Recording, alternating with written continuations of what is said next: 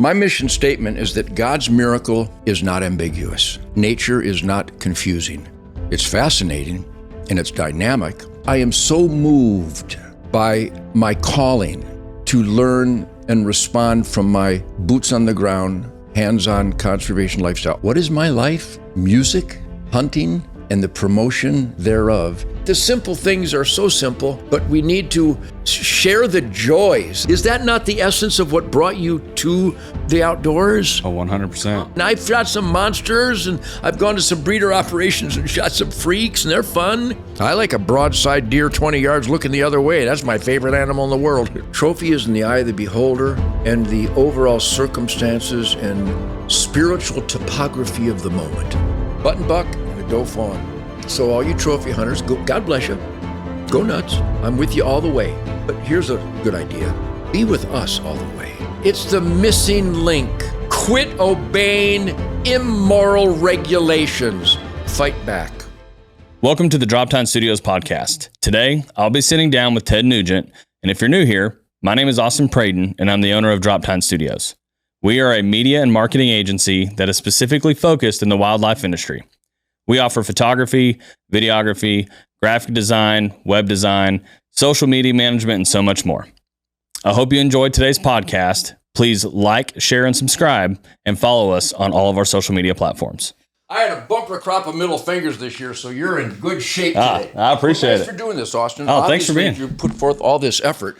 More than I would of traveling, but obviously you deserve me. Now, I don't know anything about big time, so obviously you're communicating the essentiality of the physics of spirituality, of hands-on conservation. Wow, what a concept called hunting, fishing, and trapping. So first of all, educate me on what is Droptine Studios and Droptine Podcast. And by the way, because I've been told by my friends Carlton and Rocco that you might have something I'm really interested in hearing, I'm going to put my hearing aids in. Oh, good. Yeah, so I'm third generation in the exotic industry. From? So my great-grandparents bred exotics for 30 years. Now, the exotic industry, you're talking about rock and roll dancers, or are you talking about wildlife? A little bit of both in this industry. Okay, then. So my grandparents bred and sold exotics, stocking ranches, breeders, things like that for 30 years. In what part of Texas? They were in like Pipe Creek and in Odessa. So I'm from west. Odessa. Wow. Yes, sir. Desert oil country. That's where I now live in Bernie. And you drove all this way just to meet the old Motor City Madman Whackmaster, the Strap Assassin. Pretty much, and see Carlton. And it's going to be worth it. Are you getting all this? Am I speaking clearly? Am I hooked on phonics adequately? Anyhow, 78 years. Yes, sir. Clean and sober. That's awesome. Venison, spirit, middle fingers, thinking. You know why you're here? Because you've figured out that I actually think. I actually dare to think. So let her rip. So congratulations with that. So thank you. Basically, the exotic celebration importing started in the 30s, back when they brought black buck and then some axis and then African and Asian game. Awesome, huh? Yes, sir. And I think we're going to delve into the insanity, which there's an unlimited quantity of ubiquitously, that there are people that are actually against what we do. Right. So allow the Motor City Madman, the guitar master, the truth, logic, and common sense daddy, shall we go forward and crush these idiots today? Let's do it. I still have Pierce Morgan skull tissue on the cleats of my steel-toed work boots because he dared to debate me. And I've always said that. Anybody want to debate me? Bring it the fuck on. Right. Because these game departments are offensive. They're clueless. They're unqualified. Well, that's a pretty broad statement. Yeah, it's a pretty broad statement and accurate. As a guitar player, I really believe that I know more about real nature and real wildlife than anybody in any game department anywhere. Oh, there goes that Nugent being cocky again. Yeah, we'll just settle back. There's more. Well, no matter what degree you have, I've met wildlife biologists. I have a degree in I have thousands of worn out boots. Right. And I've been caught in quicksand. And I've climbed the mountains and I've traveled the world and I've hunted game pretty much anywhere you can hunt game or non-game. And so I don't speak from hunches or opinions. I speak from hands-on, boot-destroying experience. So I bring that forward. Yeah, because there's no matter, like I said, the degree you have. I met wildlife biologists that have never set foot on a ranch. And so there's no way to get experience until you have boots on the ground. You know what I do to a wildlife biologist that get their information from a computer downtown at the game department. I laugh at them. They're funnier than Richard Pryor's afro catching fire. They are so stupid, it's hysterical. I laugh in their face. Well, it's got to be 13 inches. Oh, shut the Oh, then we have a spike season because 13 inches means something until the spike season opens. And if the spike season exists, then the 13 inches obviously doesn't mean anything. These people are so stupid. They don't know how stupid they are. Yeah. So I have fun with them. I dance on their skulls on an intellectual format. And remember, this is so fun. I'm so funny. I actually wrote Wango Tango, and I meant it. But the guy who plays crazy, intense, the Motor City Madman, that I can crush any game department guy, and it makes him so angry because the goofy guitar player actually makes more sense and has more evidence to support everything I believe in than any of those guys. And if any of those guys are watching the Droptine Boogie here, call 1-800-NUMBNUT and Michael Moore will book it in. Call my Linda at tednugent.com. I constantly challenge, dare them, debate me. Debate me how you shut down the doe season in Bell County that is absolutely obscenely overrun with deer, but on your computer screen in Austin, you decided to shut down the doe season a month early. These people are mentally ill. Either they're both, I determined long ago, they're both mentally ill and just evil, corrupt. They are, especially Texas Parks and Wildlife. What a heartbreak. So I thought Texas remembered the Alamo. You know, the people at Texas Parks and Wildlife, they remember the Alamo, but they're on the side of Santa Ana. Right. Oh, for sure. I swear to God, it's that bad, America. Texas is that bad. It's obscene, the dishonesty that runs in game departments. Michigan DNR, Wisconsin DNR, Minnesota DNR. At least we wake up some of these power czars around the country, and we open up the bear season in New Jersey after kids are chased home from the bus stops too often, and pets and alpacas are just, I mean, so many topics that are so glaringly obvious if you actually think. No habitat carrying capacity, no population dynamics, no winter severity index or drought. I mean, these sentences have never been uttered in a school in America, which is why we are producing the dumbest creatures that ever slithered out of graduation. The point being is that I know I'm going into a monologue here because I'm high on nature right now. I just got done filling my feeders and checking my traps and checking my water levels. And for the 78th year clean and sober, where the radar actually picks up accurate information, I have absorbed, genuflect at the altar of, revere, and promote the spirit of the wild. It's not good enough just to live it. It's not good enough for DU to have a duck meeting.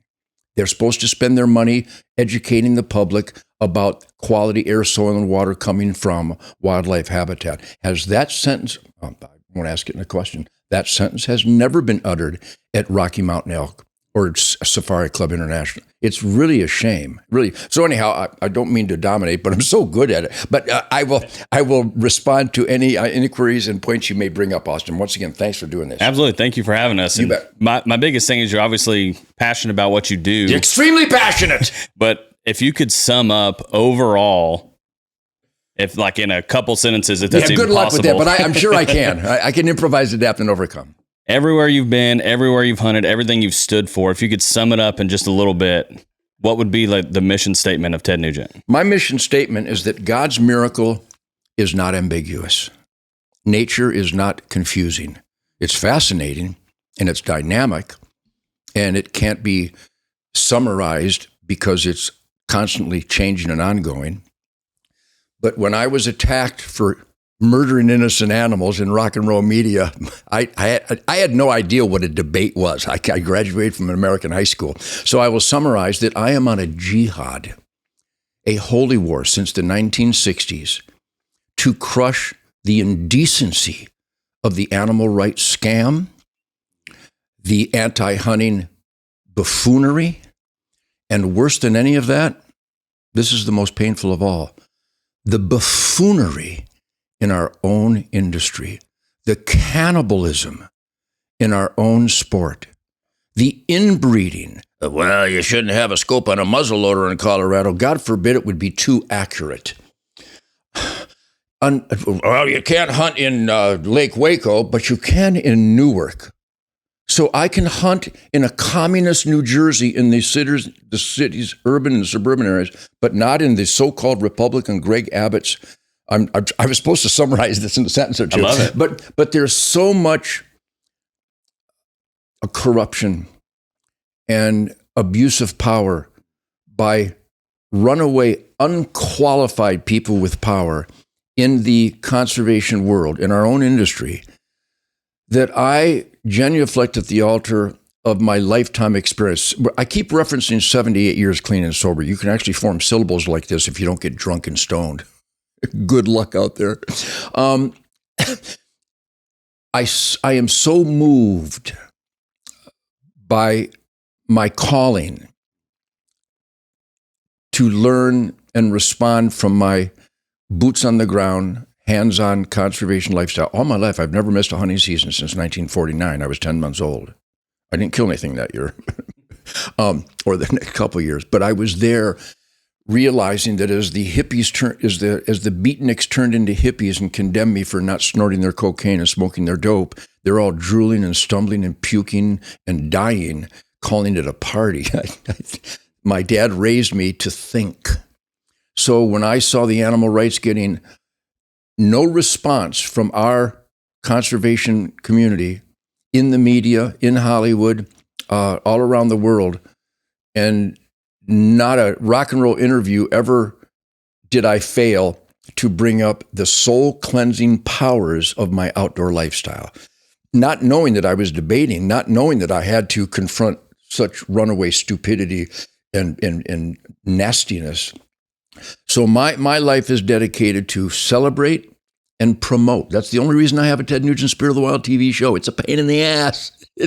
I'd rather not have the camera, but I want to show them how much fun I'm having. The most important thing of all, if it's not fun, nobody's going to buy a license. Absolutely. And I exude that I'm really, really stimulated, even thinking about a tree stand or a bow and arrow or a crosshair. So my enthusiasm, my vibrosity, is that a word? You have a It is now. It is now. The vibrant joy that I deliver in everywhere I go, because I'm stimulated by the outdoors, because it counters and corrects the dangerous adrenaline of my music. My music is so much fun. I'm so lucky. I have a song called Working Hard, Playing Hard that says, man started out living in a cave, felt right at home, nobody's slave. All he wanted was to be left alone. All he wanted was a happy home. Now it's my turn to show my stuff. It's sometimes fun, it's sometimes rough. But lucky me, I'm working hard to earn my way, but lucky me, my work is play. What is my life?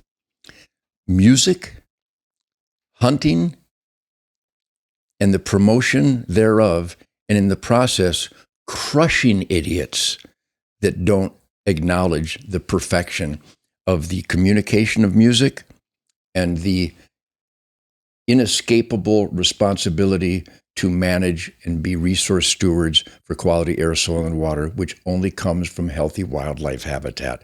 Those sentences have never been uttered in a school anywhere, but I utter them every day, not just to our duck camp and our deer camp, to the world. You know, you and no one else has any idea where my big mouth has resonated globally. The front cover of the London Times Sunday magazine, the most widely read publication in the world, where I laid out the fundamentals of wildlife management success stories, and that anti-hunting destroys healthy wildlife, et cetera. So I'm on a, even if there wasn't that level of political correctness and stupidity running amok outside our industry and within our industry, I would still joyfully promote the joys, the intensity, the stimuli of a good arrow, and the samurai, the martial arts of marksmanship and awareness to get a deer not to see, smell, and hear you at 20 yards. So with our Ted Nugent Camp for Kids charity for 37 years, we've created an army of people who don't just talk about it at deer camp.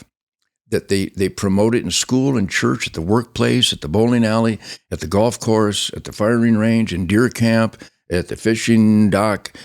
I've taught people that silence is the support of those against us. Apathy is a self-inflicted culturally suicidal curse. And so I'm here to just live my life as organically and spontaneously as I can. I have no storyboard.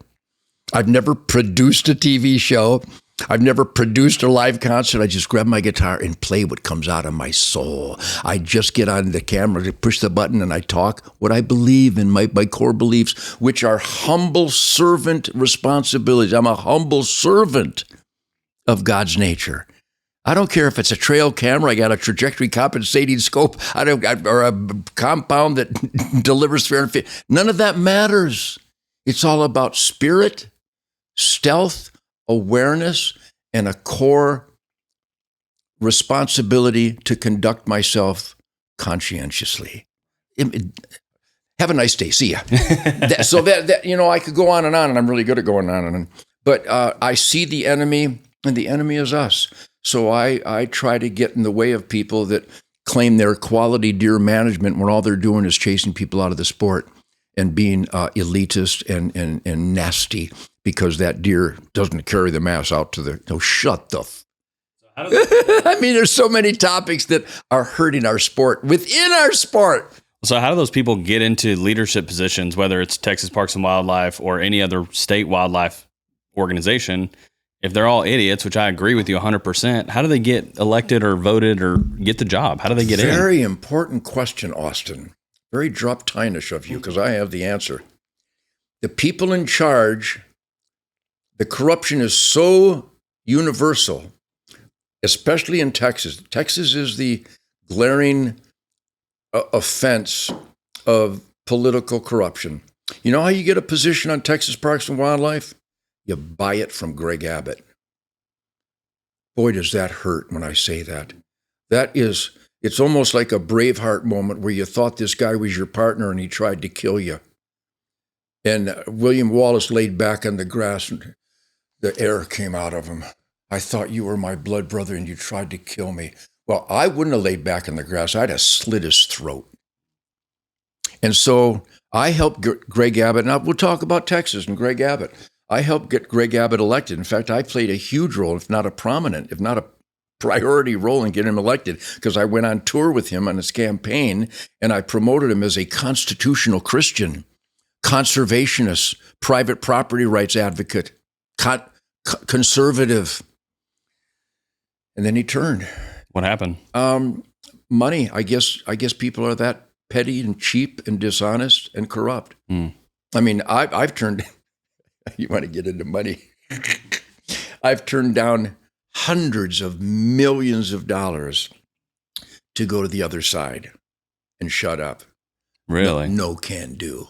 No can do. And by the way, those that offered it to me, I didn't literally sucker punch them, but I figuratively sucker punched them. So they just send you an email, a snail mail? How do they get in touch with you to offer you money to switch? Well, it's been going on since the 60s. Shut up and don't, Ted, that offends people when you talk about killing deer. And I go, but killing deer is perfect.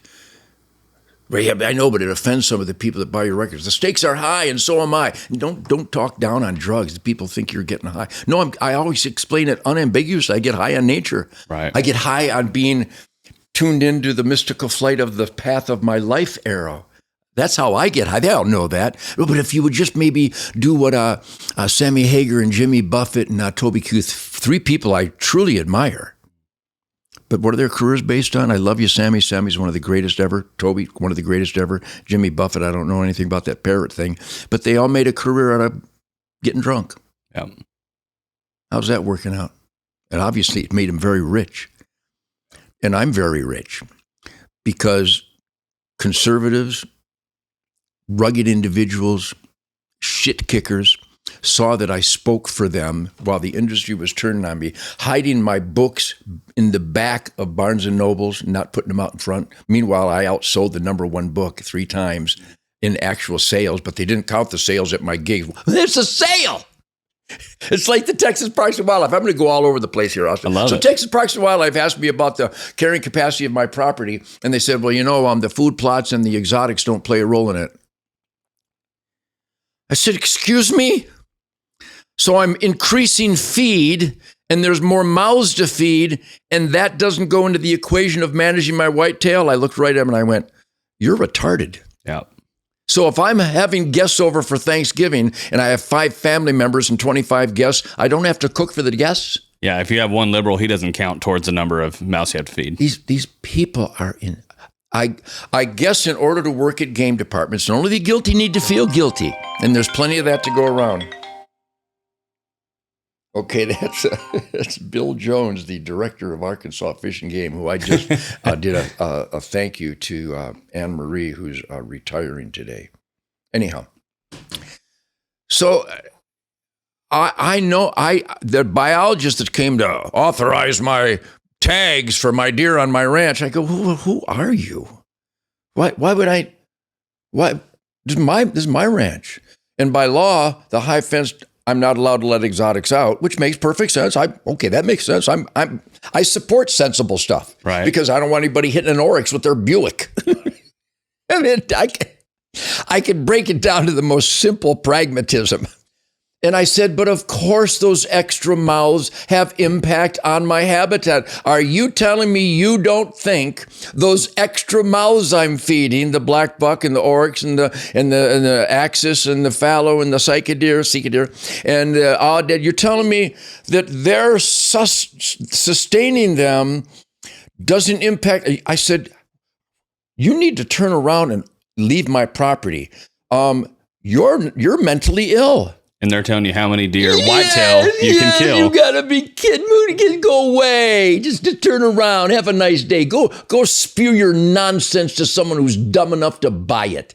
And he got all angry at me. I'm really good at making idiots angry just by doing truth, logic, and common sense and standing up for my God-given individual rights radically, extremely. I'm a radical. I'm an extremist. Thank you very much. So how did they get their position? Well, the whole government, Uncle Sham, is so out of control. The founding fathers would have run out of rope by Tuesday. They'd go to Washington, D.C., and they would have hung everybody except for 5 people, and I can name those 5 people. So the corruption is ubiquitous, the dishonesty, and let's show some perfect examples in case people are scratching their heads. What's he talking about? No, my game department's not. Oh, yeah. Do you have tax dollars wasted for sharpshooters in anywhere where you know? You can't hunt elk in Ellis Park in Colorado, but you can hit them with your Lamborghini. You can't hunt bears in Florida, but you can hit them with your Mercedes in Naples. Governor, what's his name? DeSantis, you claim to be a Republican. I'll give you a blanket statement that's irrefutable, and anybody wants to debate me, they're welcome. There's not a game department in America, other than Arkansas, I believe, that has science-based regulations across the board. And I'll give you an example. A lot of people don't know these examples. So, this is one of my favorites. And this is going to be easy on you, Austin. What's that? A dove. Oh, and it's on, what is the picture of a dove on? For shells. A shotgun shell box. Wow. But in Michigan, they call that a songbird. So I said to the game warden, I said, what's that? What is this? Just follow me. You at least start by respecting your elders. What is that? Well, it's a mourning dove. I go, well, what is this? I got goosebumps because I have these confrontations. I go, I'll tell you what, Bob, you come back tomorrow with a shotgun shell box with a picture of a cardinal on it, and I'll listen to you. Until then, fuck you. You got to be kidding me. So the Sandhill, I'll try to relax. You don't have to. I don't have to do anything. So the sandhill crane is a federal migratory game bird, ribeye in the sky. Okay, I'm sorry to offend people that go, yeah, as if we didn't know that, Ted. Well, in Michigan, they are so overpopulated, irrefutably evidence-drenched overpopulation of ribeyes in the sky, that instead of respecting that magnificent bird, ribeye in the sky, delicious protein, saving. We have to compensate all the farmers for the destroyed seeds and crops by the overpopulation of sandhill cranes. And then these numbnuts, these corrupt, ignorant, unqualified numbnuts at the Michigan Department of Natural Resources and the Natural Resource Commission will have someone come out, a fat lady will come out and look at your destroyed crops and go, yeah, it's pretty bad. Meanwhile, there's 75 sandhill cranes flying off. They go, I can give you 3 tags. 3? Meanwhile, we still have to compensate all those farmers. And then you're not ready for this. Maybe you've heard me say this, but this is so conclusive at the level of evil in our game departments. So he'll give you 3 tags for 3 of those hundreds of sandhill cranes that are destroying my crops. And then the law forbids you to recover the ribeye in the sky and consume it. Really? By law, you have to let it lay there and rot. You know what I do to people like that? I go, hey, fuck you. Yeah, it's wasteful. You think? That's the most disrespectful thing you can do to the animal. You think? And it's the law. Alaska, 96 brown bears killed from helicopters with our tax dollars. You don't think the option of offering those tags might have worked, do you? I can name every state is strangled by indecency. And if they want to come on and tell me how their state's not, because they can't and they won't, because I invite them on my Spirit Campfire podcast. I invite them on Spirit of the Wild TV. Not a peep, because I cause that guilt to just irritate their bowels. Right. What a gift. God taught me how to irritate idiots' bowels. He must love me more than you. You need to learn how to irritate idiots' bowels. And you're doing a fine job with the Droptine. And by having me on, you actually qualify now. Right. Irritating the bowels of idiots. So the goal is to maximize the truth about nature. All laws must be based on both. There's only 2 considerations. Only 2. Safety, balance, science. Safety, science.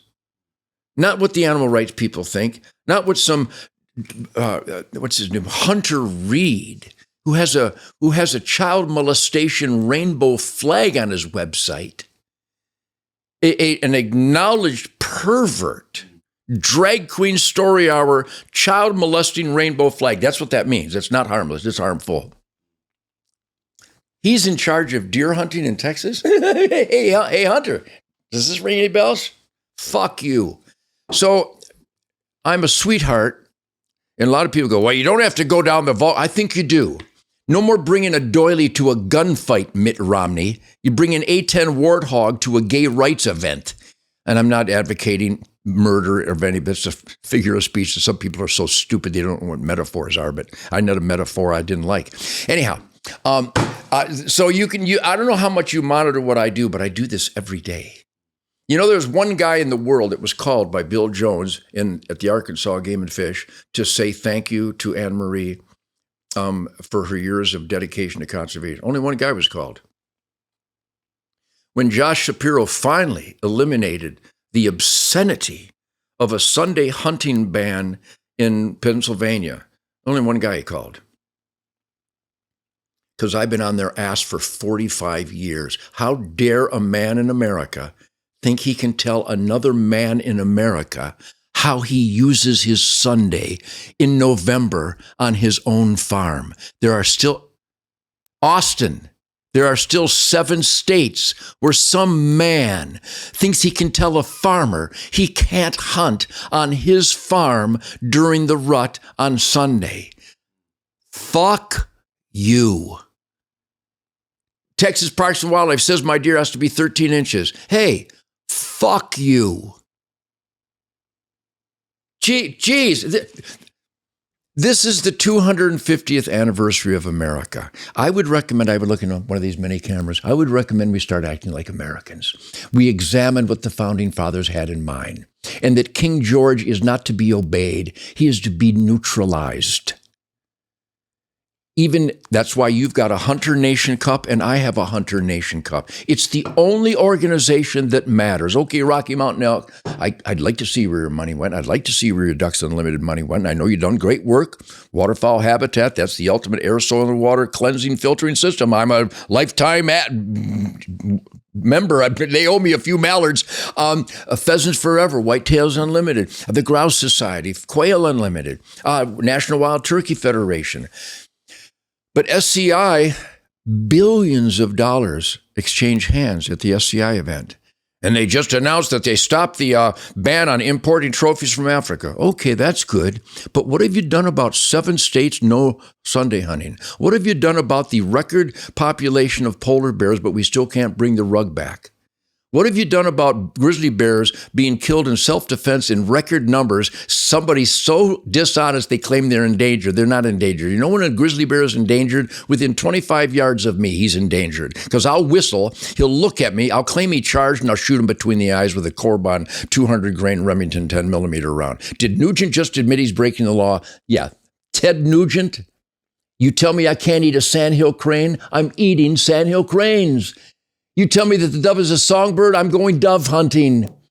You tell me I can't hunt on Sunday, I'm going hunting on Sunday. They're going to ban hunting, fishing, and trapping in Oregon. Austin, won't you join me move? If they pass that, they won't pass it because we're going to crush them. Hunter Nation is going to crush them. And the other organizations are helping, but Hunter Nation is focused on one thing, making sure that who we vote for represents God, family, country, conservation, Christianity, conservative values, self-defense, law and order, work ethic, all that radical stuff. So would you join me, Austin? Or I'm, you know what? I think I'm going to go do this. I have so many examples. I think I'm going to help Oregon ban hunting, fishing, and trapping.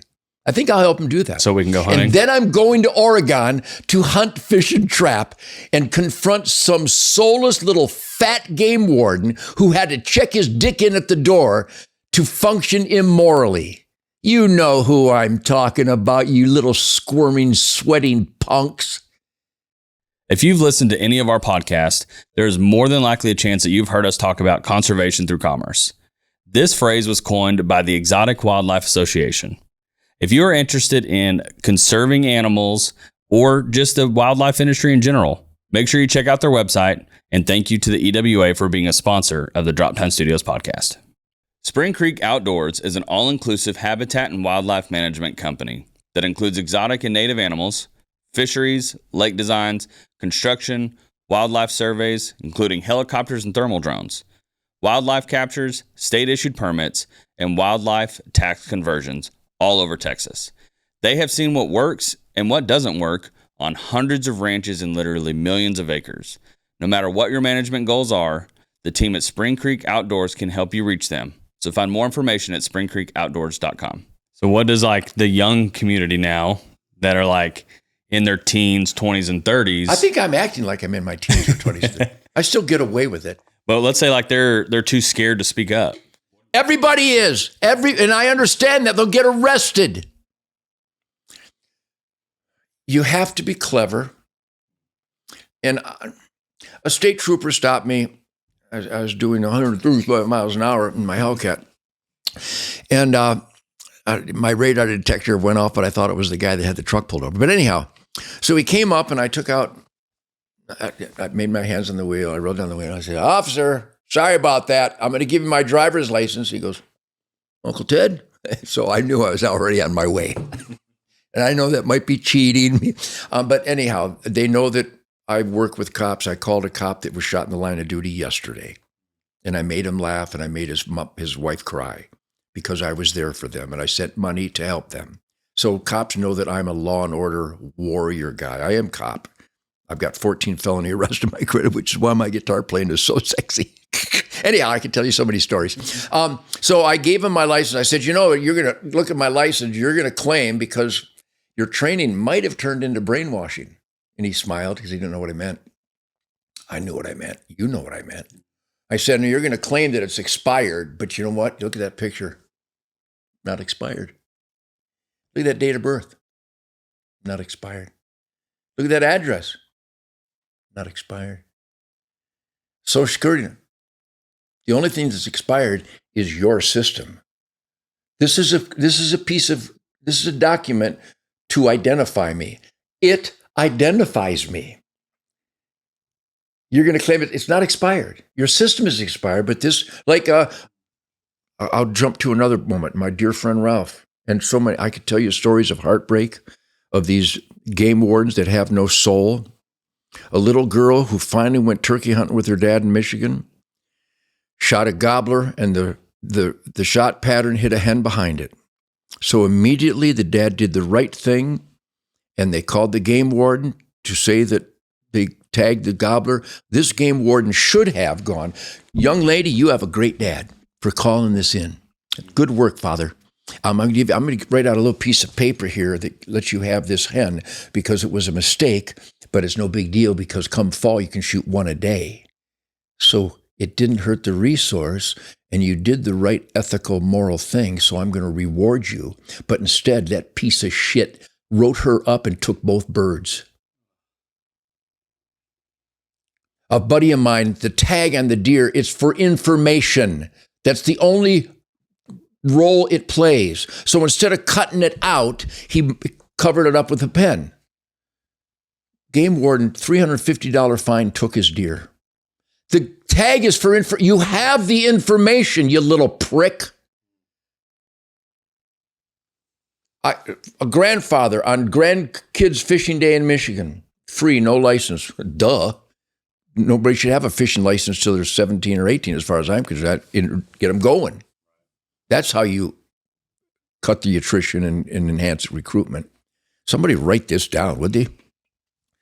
Well, the game warden, Todd something, Bailow. Yeah, Bailow, I'm talking about you. He saw the grandfather helping the little girl with a rod and reel. What is it, Genco thing? Yeah, a little Walmart reel. And he said, you got a fishing license? He goes, no, he goes, well, you should. I'm helping my he wrote that guy a ticket. Oh my gosh. For helping his granddaughter cast the bobber into the boat. It's like they have nothing better to do. Hey, game wardens, I'm looking at you. I'm talking to you. I love law and order. You might want to go back and re-swear your oath and reconsider how you got into it, though I know a lot of you soulless little pricks got into it because you're animal rights people. You graduated from the University of Michigan. You graduated from the brainwashing institutions that hate nature and hate conservation and want to turn wildlife into liabilities instead of assets. So all you good game wardens who adhere to your sacred oath and stick to science-based conservation, you're just as bad as these little pricks that are abusing their power, but you're just as bad until you blow the whistle. The only good cop is a whistleblower. When you see these guys come back, yeah, I got that grandpa, I got him a ticket, huh? You should have punched him in the throat. Yeah, I took I got 2 turkeys from that little girl. Why did you do that? Should have punched him. Should have called your boss and complained. Well, I might lose my job. Well, tough shit. I might lose my job because I won't snort cocaine with the president of the record company. Fuck you. I can tell you, I've been like this all my life. My dad raised me right. So that's the missing link. So in your own comfort zone, the comfort zones are too weak though. Look in the mirror, because that guy in the mirror is the only guy that matters. He's going to make every decision, right, wrong, or otherwise. And when you're confronted and somebody takes your deer because you didn't cut the date out, you only marked it, you need to get your state rep. You need to get with your senator, your county. You need to raise hell till you get that guy fired. When that guy comes on your property without a search warrant, you need to confront him at whatever level you want. Don't even do the level I am, because I can't believe they haven't shot me. I literally smack him up. Think, motherfucker. I literally hit him because I have a good relationship with most of them. I don't know how. I go, would you think, man? You need a search warrant to come on my property. No, that's open field. No, that's illegal. That's a violation, open fields. Get out of here. You had a search warrant. Well, a guy called, that's not probable cause. So let's talk about that.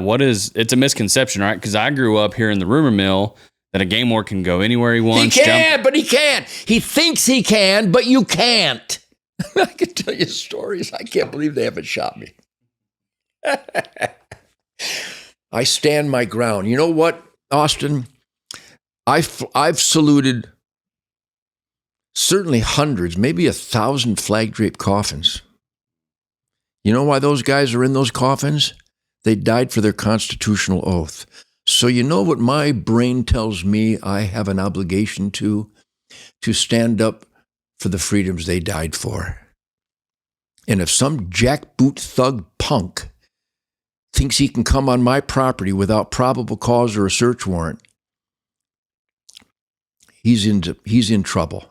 Because not only have I and I will continue to turn them around and chase them off my property, but if they resist, I will get them fired.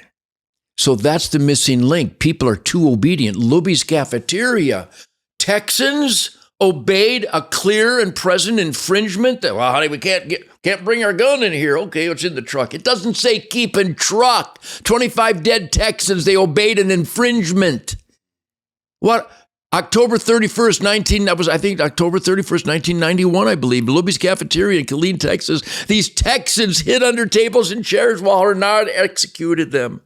A lot of guns in the truck. It doesn't say keep in truck. Pussies. Yeah, absolutely. We've turned into pussies. You can't be blindly obedient. Well, it's the law. I'll give you another. I'm so good at this. I'm the only guy that does this. I get such a kick out. Well, we're a nation of laws. No, we're not. We are, but we shouldn't be. And I'm not. I'm a nation of men. Men that think before they pass a law. There's this funny gang, a cult, like a bunch of drunk, stoned hippies called the ATF. They're so brainwashed, they will hold this up. This is so funny that Richard Pryor's afro catching fire can't compare to how hilarious this is. ATF, well, based on the law, we're a nation of laws. Based on the law, this is a gun. This is a firearm. No, it's not. You're not a human being. You're some kind of rare snake. It's a muffler. Well, no, by law, it's a gun. No, it's not. It'll never be a gun. Guns shoot bullets. This doesn't shoot bullets. You're a liar. You're a punk. You're an idiot. And you know what I don't do with blind punk idiots? I don't obey them. It's a fucking muffler. Based on we're supposed to have laws that make sense.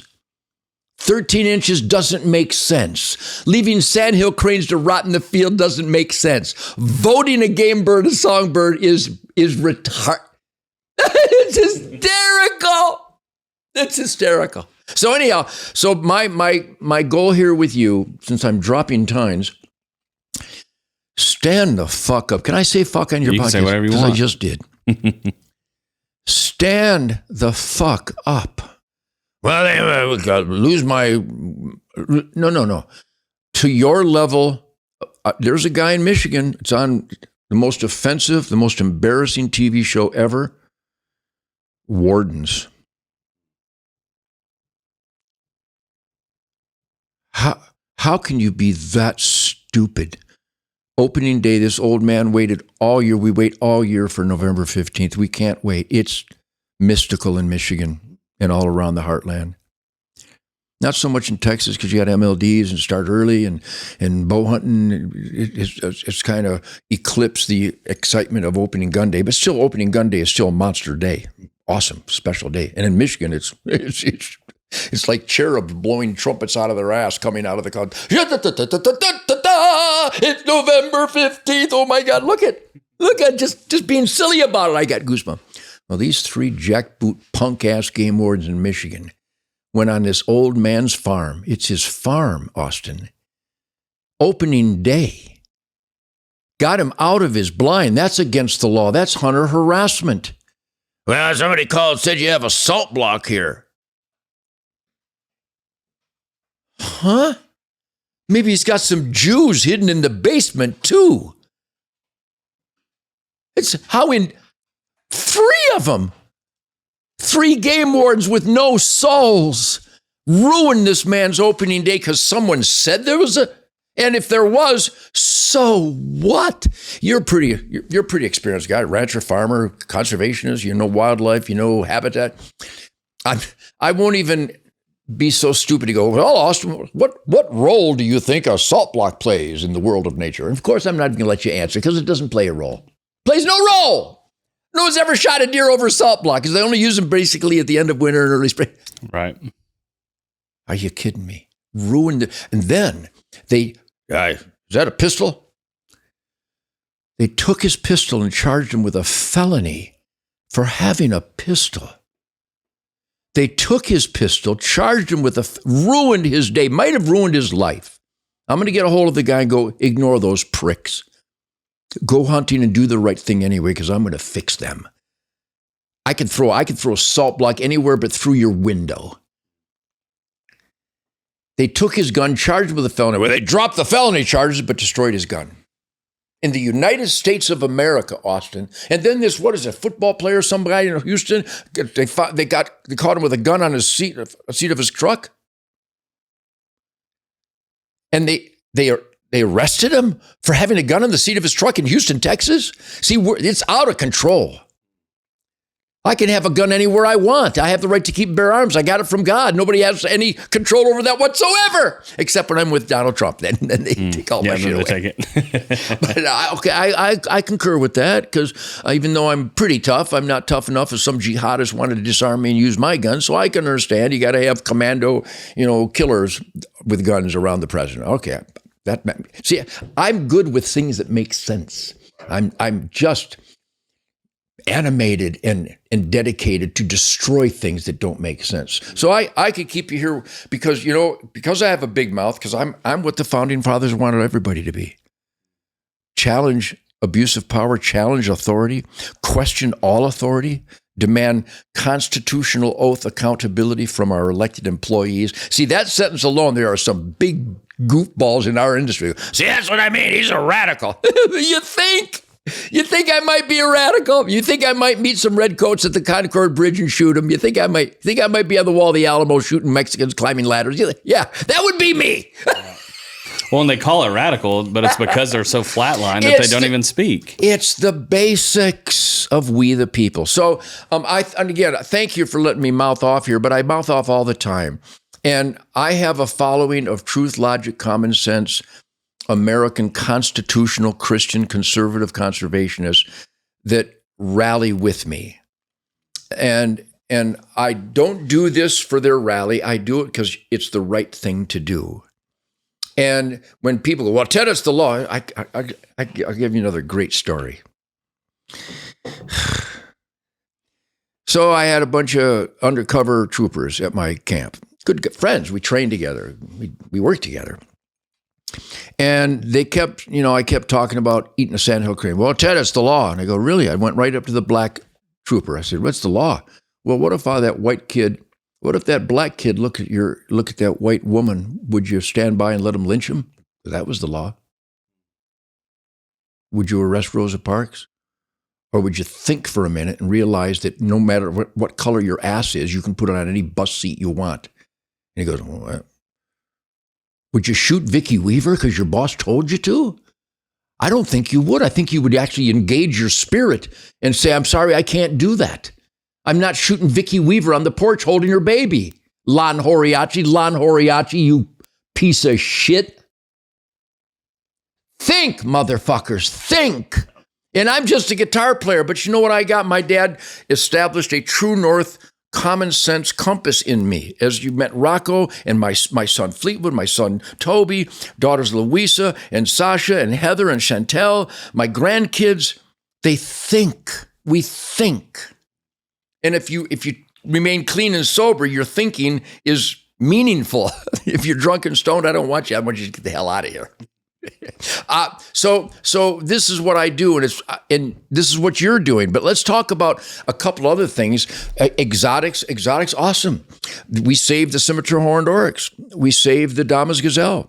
We oversaved the Aladad. Oh my God, there's so many Aladad. They just keep squirting out babies. They're like guitar players. All they have is sex.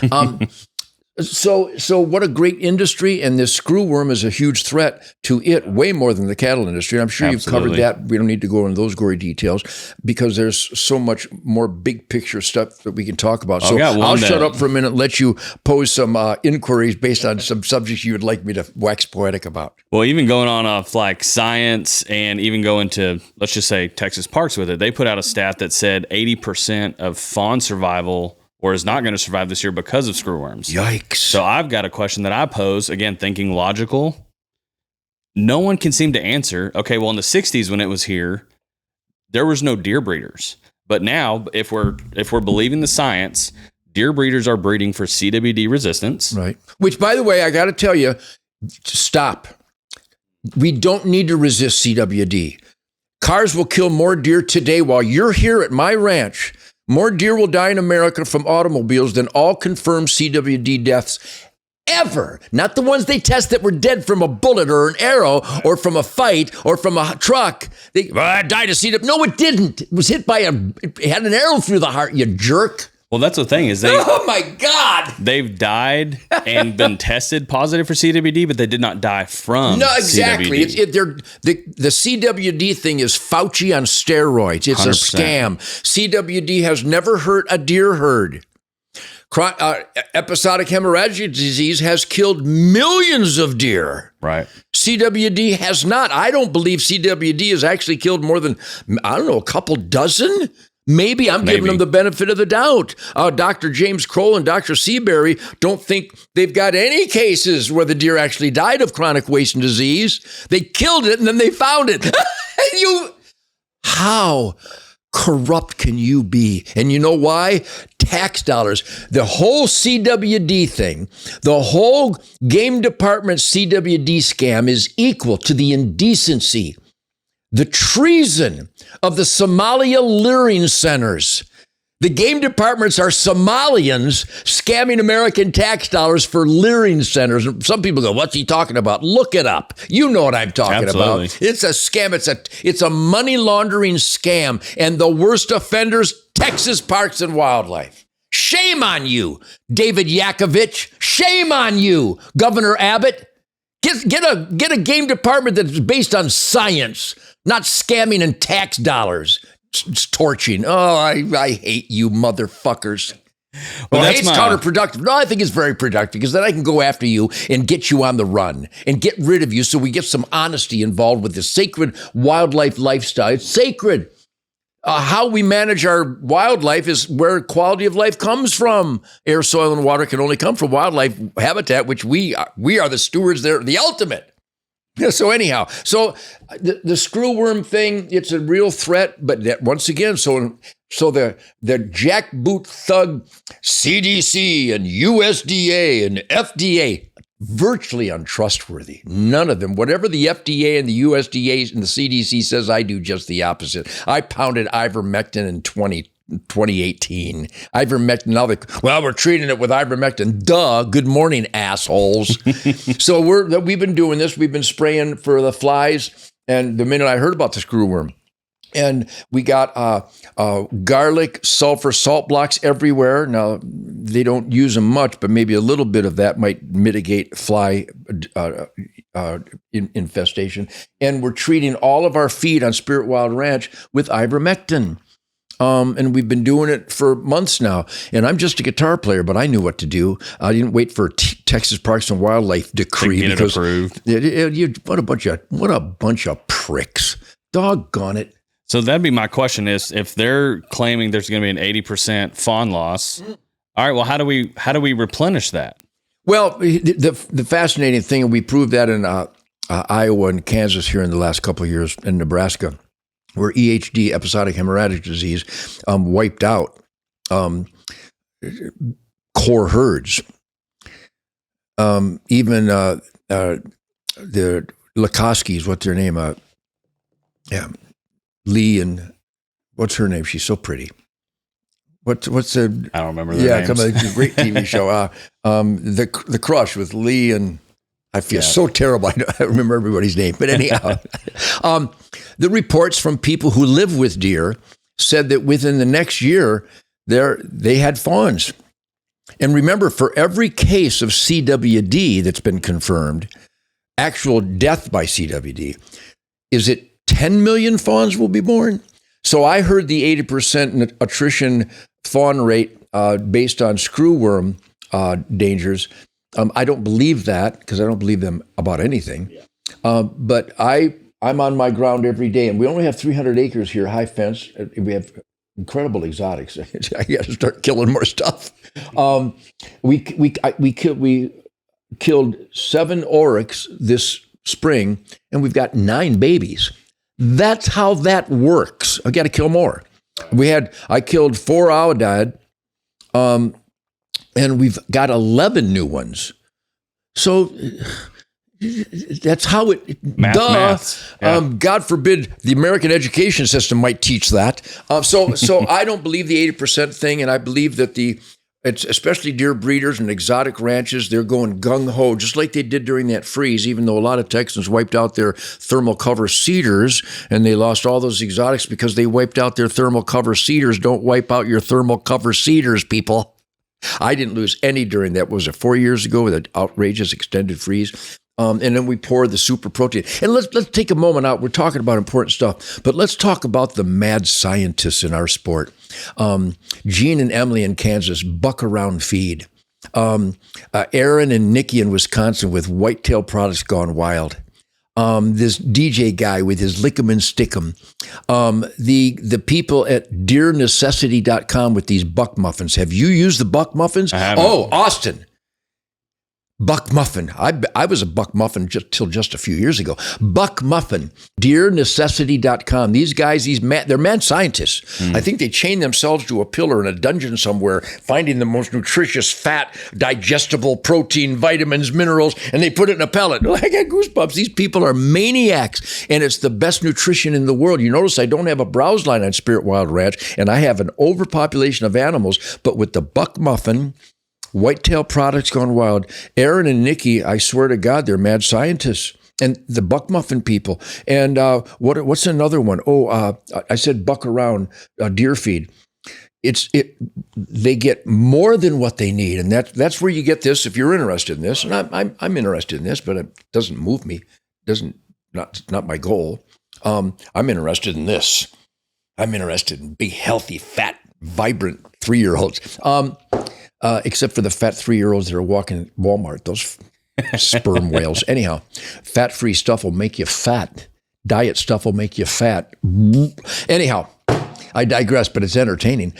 So I want to give a big salute to all these, and get the buck muffin. You got it. I don't care where your ranch is. I don't care where you're going to. You get the buck muffin and you watch what happens. I killed a feral cat on a buck muffin last week. We have pheasants here because I brought them. And we have habitat to protect them from all those predators. Plus, I trap the shit out of all the predators. So we have pheasants on our property, the only pheasants within 250 miles of us.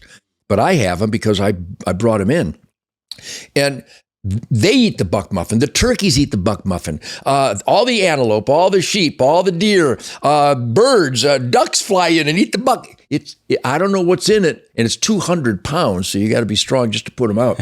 But before you leave, I'll show it to you. I got them on all my feed sites, and they go right for the buck muffin, right for the whitetail products gone wild, granulated stuff, and now pellets are coming in, the buck around feed. And I'm just mentioning some of them, but there's so many out there. I mean, Record Rack does a great job, and the Red Chain down in South Texas, what this other one, I can't think of the name of it. My point is we supplement feed, and it's making the healthiest, most thriving exotics and native wildlife in the history of wildlife. These are the good old days. If the jackbooted thugs would just leave us the hell alone.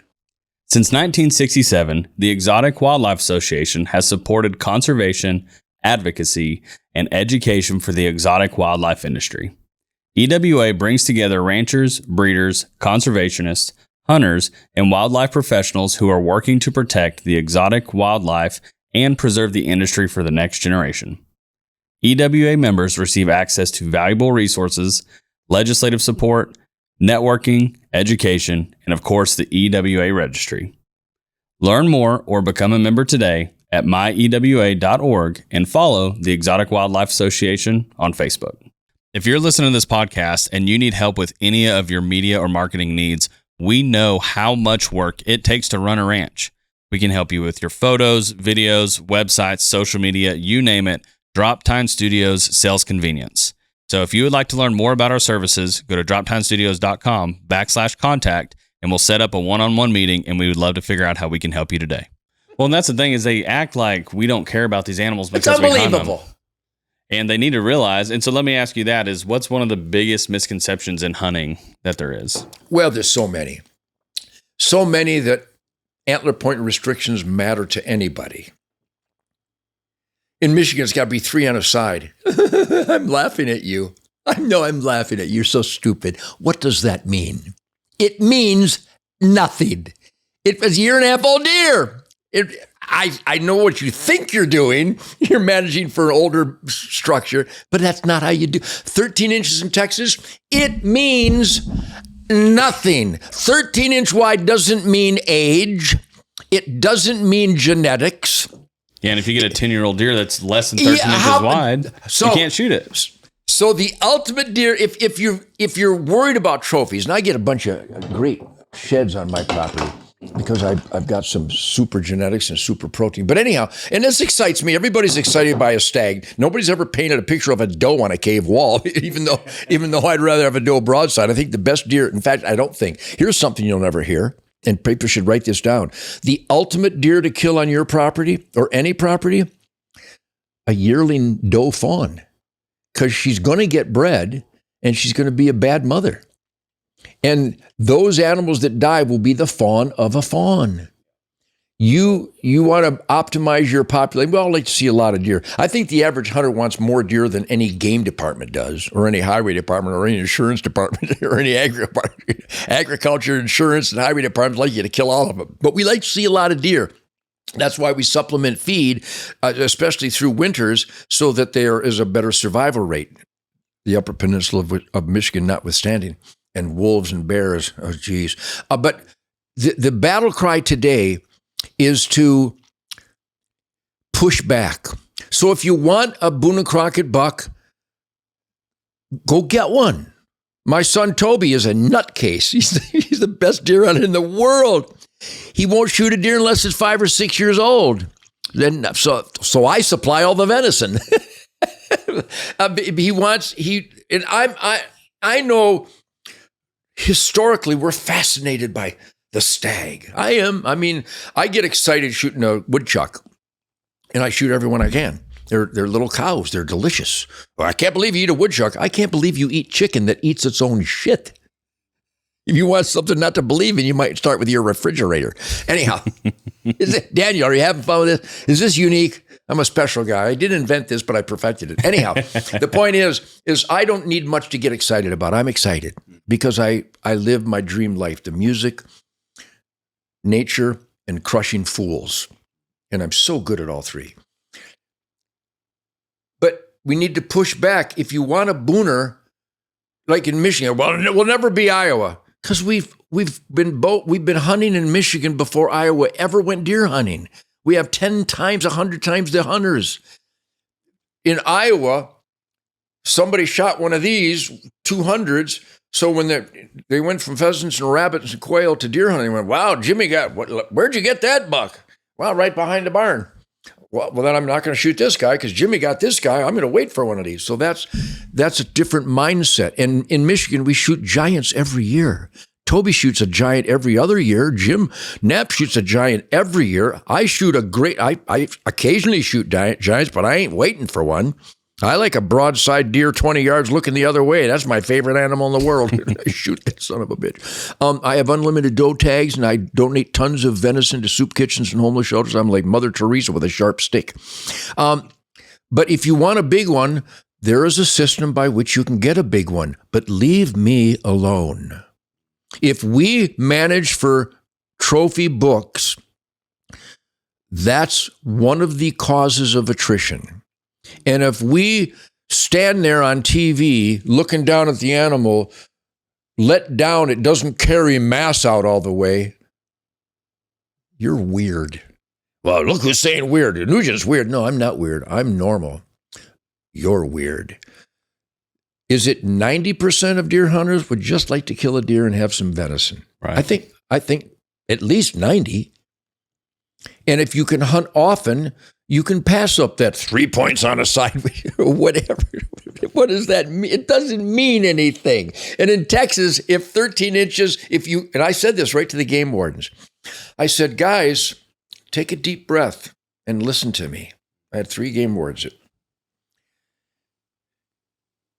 13 inches doesn't mean anything. It could be a year and a half old. And you know what? If you want older class and trophy deer, that'd be the worst animal in the world to shoot.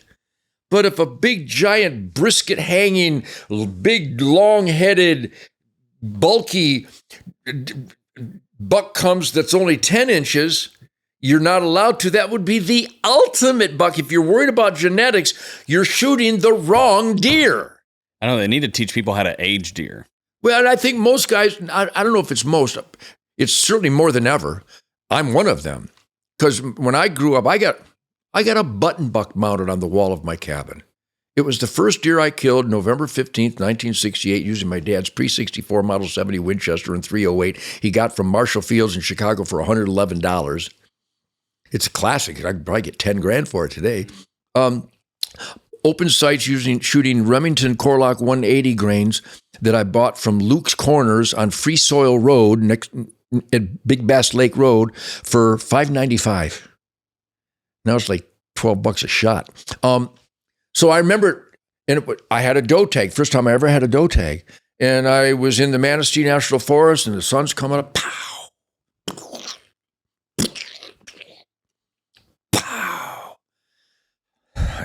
Sat down with my Herman Survivors and my black and red Woolrich. Pow, pow. This is awesome. I've been hunting all my life, but this is the first time I had a doe tag, and I'm on my own in the Manistee National Forest. Why would you not want to be clean and sober and remember all this stuff? Herman Survivors, look it up. That's all we had. Feet were freezing. Pow, right next. Whoa! That was. I got goosebumps all these years later. Wow. Holy shit! And I don't do this. I do. Don't take your safety off like that. Take it off like this, because them deer can hear that, especially in Michigan. And I mean, I said, I should probably exhale. And them 7 deer went through the pines, National Forest. Pow, gunshots. It was awesome. And they stopped, and the biggest one in the group, they're all baldies.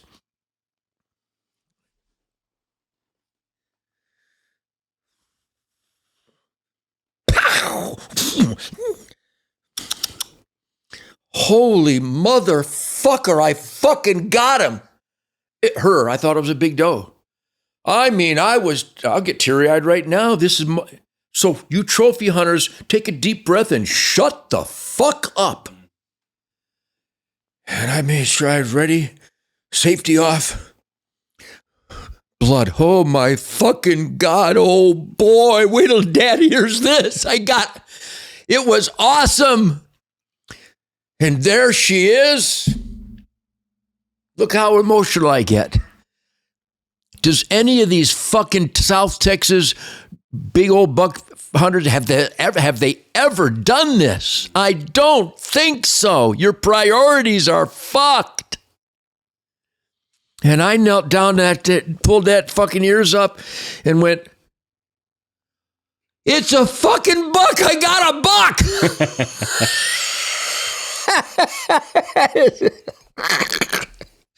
Wait till Dad hears I got a buck. It was a buck. A fucking fawn. But it was huge, like 125 pounds, bigger than most bucks are. And I got my buddies, we took photos, and hallelujah, and I gutted that motherfucker and cleaned it out and put it on the back. I was actually driving a Mercedes 280 SL with a chrome luggage rack in the back of that motherfucker on my Mercedes. The Zamboy Dukes era. And I drove to the taxidermist and I said, I got a buck. I'd like to have him out. He came out. Where is you? Well, that's not a buck. I went, yeah, it is. Feel. You want me to mount this? I go, no, I came here to buy a powdered donut. What the fuck kind of your taxidermist, right? Dead deer, right? Get out your knife and shut the fuck up. How much do I owe you? I've always been like this. I'm so much fun. Can you imagine not having fun with me? No. So that buck is mounted on my cabin wall, and it's so powerful. It means everything that's supposed to mean something. And then the next year I got my first doe with the bow in 69, and it was a fawn doe. I need dumb deer. That's why I like to hunt South Texas. I need retarded deer once in a while, which, by the way, all you South Texas hunters, come to Michigan. Good luck. My deer are hidden here. My deer are afraid of a cardinal comes in and they blow up and run off. So anyhow, button buck and a doe fawn. So all you trophy hunters, God bless you. Go nuts. I'm with you all the way. But here's a good idea. Be with us all the way. Be with the rest of us.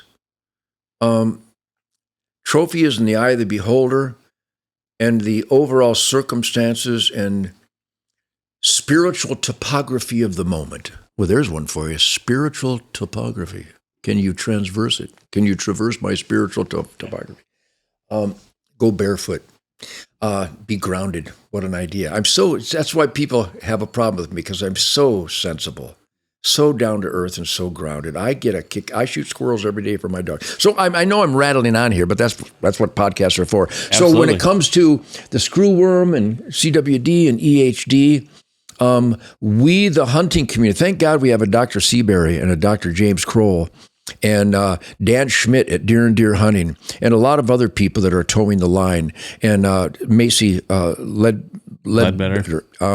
We have real science genuflectors. We don't worry about social considerations. In fact, they're offensive. We're offended when some hippie tries to tell us that the white deer should be saved. It's a deer. It's a deer. Well, it's white. It's a deer. And habitat supports white deer too. And if we got to kill a deer, if I got a tag, I'm going to shoot a deer. Wisconsin, you can't shoot a white deer. Well, who comes up with this? Talking about racist.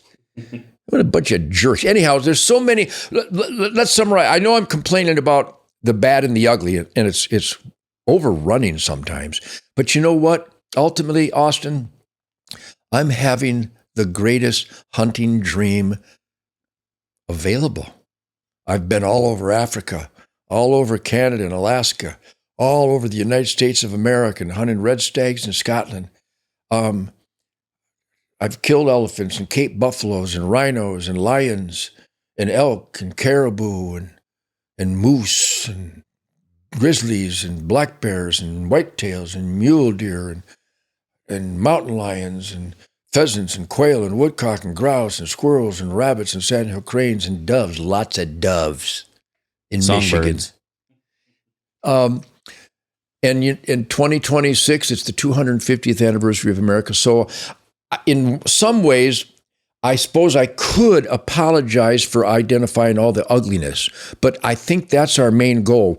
While I fight against the ugliness that is all Democrat, liberal, and Republican traitors and scammers and jackboot non-Republican, non-conservative liars out there, I fight them ferociously every day. And then I shoot a squirrel in the eyeball.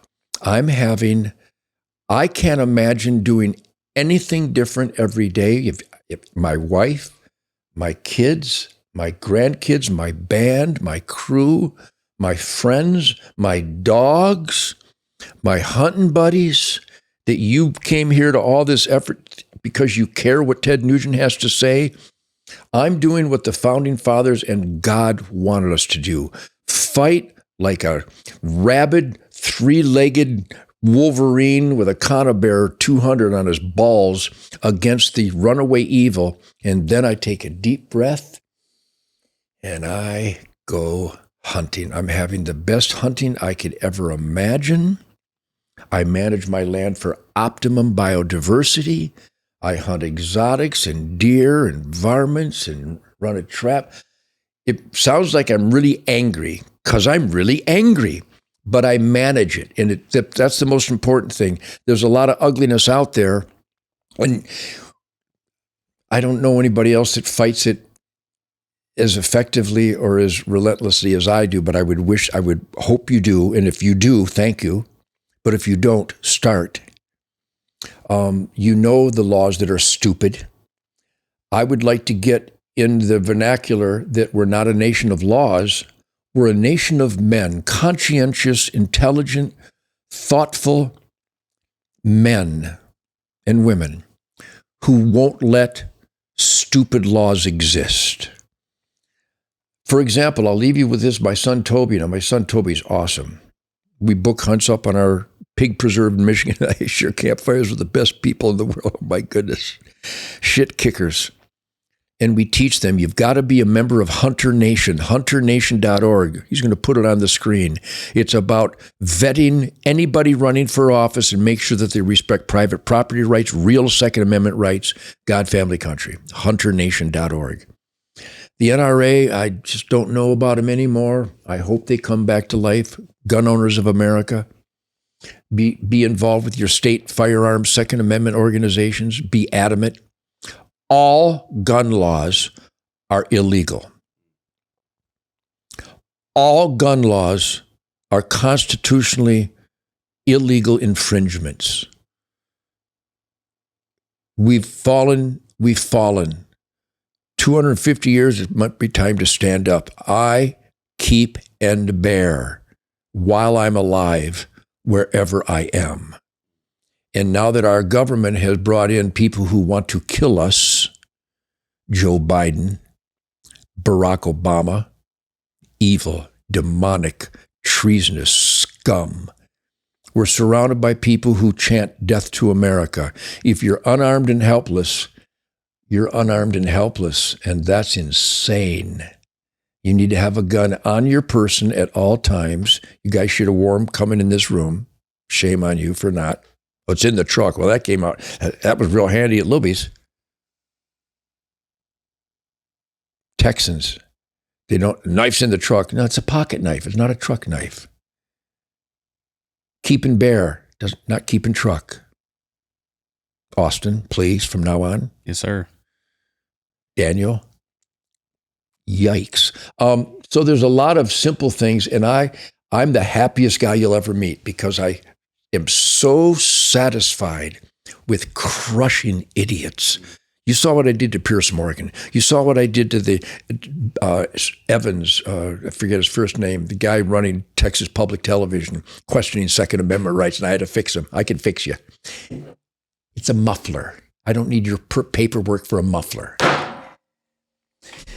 Anyhow, so stand up as powerfully and absolutely and unflinchingly as possible so you don't get arrested or shot. But if you feel like you might be arrested or shot, wrangle the living shit out of your state rep and your senator and your congressman and your sheriff and your state trooper commander and your city chief of police and stand up and they go, well, it's the law. Well, it's a bad law. It got these people killed because they weren't allowed to carry a gun. And the guy came in with a machete. I hope somebody comes at me with a machete. What fun would that be? Especially with a 10 millimeter. I don't even have to waste ammo. Just give him one right in the middle. And then take the machete and shove it up his ass. So the simple things are so simple, but we need to share the joys. I mean, that story about my button buck, I mean, is that awesome? Is that not the essence of what brought you to the outdoors? Oh, 100%. Come on. And I've shot some monsters, and I've gone to some breeder operations and shot some freaks, and they're fun. But I want to say something really important. High fence hunting is hunting. Have you ever hunted? The people who criticize it, have you ever hunted the Kennedy Ranch? It's like shooting hippies at Woodstock. These deer are drunk. You can burp and fart and sneeze and wear aqua velvet. You can still get within 25 yards of them. I can't wait to go back. Am I right? So is it really a judgment of how easy the deer is to kill? Because I've hunted next to no hunting forest preserves in Illinois where people buy farms and grow soybeans. It's almost like shooting a corralled Angus.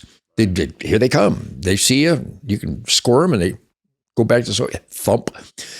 I could use that more often because my deer are scared of themselves. So quit with the condemning of high fence. The fence plays no role in getting an arrow into the pump station of an animal. The fence plays no role. Well, they can't escape. Yes, they can. Now, some goofball wants his name in a book. I suppose he goes in a corral and shoots some.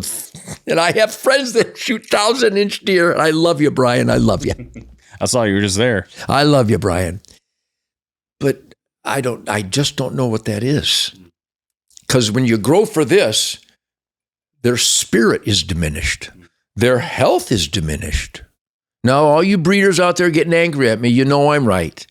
When you got a deer carrying around 400 inches of antler, he's basically a drunk cowboy. And you can beat him with a crowbar. And if that's what you like, I'm all for it, and I will fight for your right to do that. I will fight for that 1,000-inch red stag in New Zealand that was bred for 1,000 inches. I'll fight for you to do that. I'll fight for you to shoot a Watusi bull that I could kill with a Buick. If that's what you want, because it's choice. But me, I like...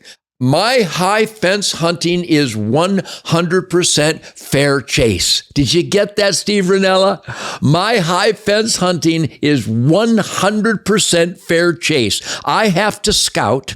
I have to ambush. I have to use the wind and the sun and adequate cover. I have to be stealthy. I have to be at the right place at the right time, whether it's the Manistee National Forest or Spirit Wild Ranch. I have to ambush the animal. I have to know how not to move, when to move, how to come to full draw and aim small, miss ball. I have to do everything necessary for a bow kill on Spirit Wild Ranch that you have to do in the Uncompahgre National Forest of Colorado. Because I was on the Uncompahgre National Forest of Colorado and I shot a beautiful 28.5-inch 5x5 velvet mule deer with my bear recurve, and I know what went into that. The same thing exactly. Lick for lick, procedure for procedure, stealth for stealth goes into trying to kill an oryx or an aoudad or a black buck or an axis or a white-tailed deer on Spirit Wild Ranch or Sunrise Acres in Michigan. It's the exact same procedure.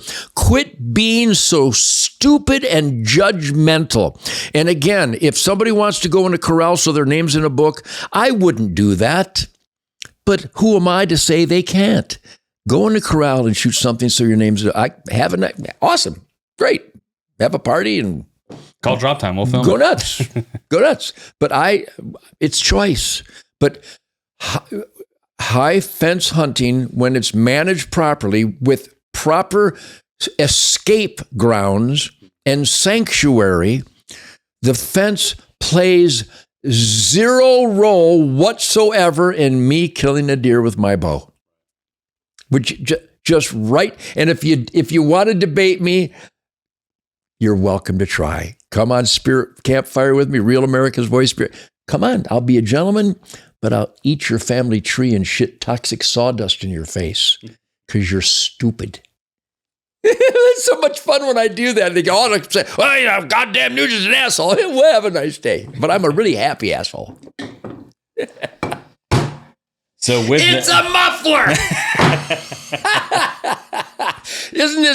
At 78, is this awesome? Oh, I love it.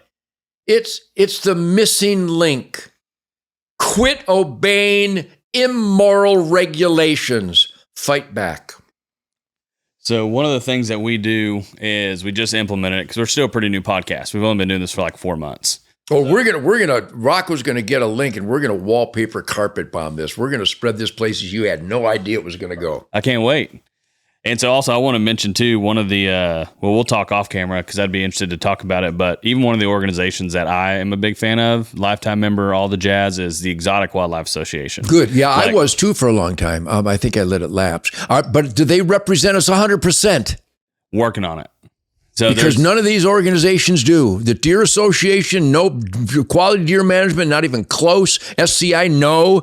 DSC, no. Well, we got an extra leopard permit. Well, that's going to really cause the hunter numbers to swell in America. So they've recently come into like new presidency, new staff, new everything, and it's been dramatic. I would like to change. meet them and talk to them because they need to find their scrotum. Yes. It's time to grab that scrotum, and if you have to, smash somebody in the face with it. It's a rock and roll reference. Just relax. You don't really have to grab your scrotum. You'll be okay. Maybe not drink as much whiskey, and you'll be able to follow me better. Right. For nearly 60 years, the Exotic Wildlife Association has united ranchers, breeders, conservationists, and the wildlife professionals committed to protecting exotic wildlife and preserving the exotic wildlife industry. EWA membership gives you a strong voice in legislative advocacy, valuable industry connections, educational resources, and access to programs that support wildlife conservation and responsible stewardship. Join a community dedicated to the future of the exotic wildlife. Learn more and become a member today at myewa.org. Spring Creek Outdoors is an all-inclusive habitat and wildlife management company that works with landowners in every ecoregion of Texas. Their biologists have over 55 years of combined experience improving the furred, feathered, and finned resources that have you driving to the ranch each weekend. Macy Ledbetter and the team at Spring Creek Outdoors will save you time, money, and gray hair, and they will help your property maximize its full potential. They may be found on Facebook and on the gram or at springcreekoutdoors.com. Yeah, I'll introduce you to Ken Yancey. He's the executive director there, but he's done great. But we've been asking the guest before that doesn't know who's going to be on next to ask a random question, not knowing who you are. Okay. Their question to you was, how can we support your needs? And what do we need to do to make that possible? Join hunternation.org so that we vet all people running for office to represent core values, which erupts from private property rights and the defiance of King George, thinking he has a right over our wildlife. The wildlife belongs to we the people. Number one, join hunternation.org. And if you're a member of other conservation organizations, push back and get them to get back to the basics of the weekend hunter that is the financial support system of conservation in America, and that he doesn't care about APRs. He wants to hold game departments accountable for optimal use of the resource without hurting the core production of the resource, annual harvest, duh. And also, at your conventions, challenge the status quo. At your meetings, challenge the status quo and really question the guidelines and regulations that we are strangled by today, because I guarantee smart people, and there's a lot of smart people. I was talking about my sunrise safaris, campfires, smart people. Entrepreneurs, billionaires, welders, farmers, ranchers, cops, guitar players, every imaginable strata, but we all share that spirit of our calling, the call of the wild, the spirit of the wild, the resource stewardship mantra, the calling. It's a calling to be in touch with the earth. The ultimate compliment is down to earth and grounded, and that identifies ranchers, farmers, conservationists, and outdoorsmen. So push the perimeter, because we have bent over and allowed regulations to infest our lifestyle that have nothing to do to benefit wildlife or wild ground. So I'm considered a radical, rightly so, because I push back and I think, and I know I'm right. Because it's not my opinion, it's my admission and acknowledgement of God's miracle and how it works. And it's so easy to figure out. Push back and make sure we elect people that will stand with us. Absolutely. Now, not knowing who our next guest is, what question do you want me to ask them when we finish our next podcast? Oh, geez, there's so many. Why all the excitement over the 6.5 Creedmoor when the 264 Winchester Magnum was already there in 1962? I suppose that could be one, but that's not that important. A question for your next guest.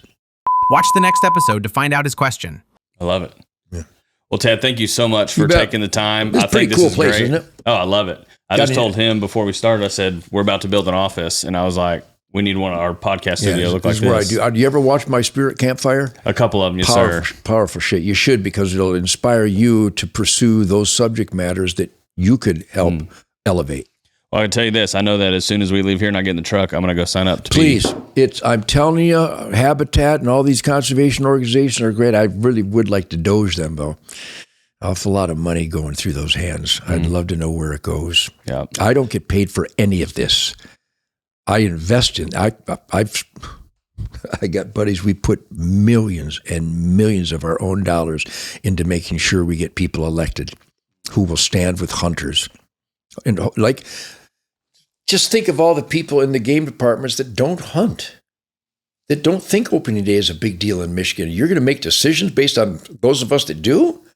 Oh, how horrible is that? I always compare that to the GMC trucks that had the little fold down on the tailgate once it was down. But if you use a truck and you have a hitch on it and it hits the bottom, the hitch, it's like the guy who made that doesn't drive a truck. He doesn't use his truck to pull a trailer. It's like it's good on paper, but it is not good in reality. The only truck that was designed properly is the new Bronco. I mean, talking about functionality, it's a direct descendant of Baja and the King of Hammers off-road capabilities. But anyhow, well, thanks for doing this. I know I'm going to light some fires. I don't intend to light fires. I just speak my conscience. I wish more people would, honestly. That's the missing link. Like when I address these people at this billionaire's Great White Buffalo Museum, there was SCI guys, and there was Rocky Mountain Elk guys, and there was DSC guys there, and I scolded them. I go, so you really think another leopard permit is going to enhance the conservation movement in America? Really? You really think that? You're retarded. They don't like when I say that. Well, and every time we do this, I always say, like, I'm just an idiot with a mic. I just have questions. And I have people call me and say, hey, I'm glad that you would ask that because I would never ask that in public. I'm like, why? Ask it in public. Well, we have a deal at our office, and I say, if you have a question and you mean it, there is no such thing as a stupid question. No such thing. If you mean it. Absolutely. And so even if someone asks, what's a nubbin buck? As long as you mean it, that is not a stupid question. That's right. Absolutely. And so I just say, I'm going to come on here and meet some great people and ask some dumb questions. Yep. And a dumb question, and there are some really dumb ones, like from a game department, a spike season. In Texas, when we discovered that spikes can be booners in 5 years, and you're going to have a spike season. Well, it's always a spike. No, that myth was destroyed about 70 years ago, and the game department still go. So my favorite question, and when you say stupid, ignorance is not a problem. Ignorance is not an embarrassment. I'm ignorant. I go to the Indy 500. Parnelli Jones drove me around the track 200 miles an hour. I thought I was going to shit myself.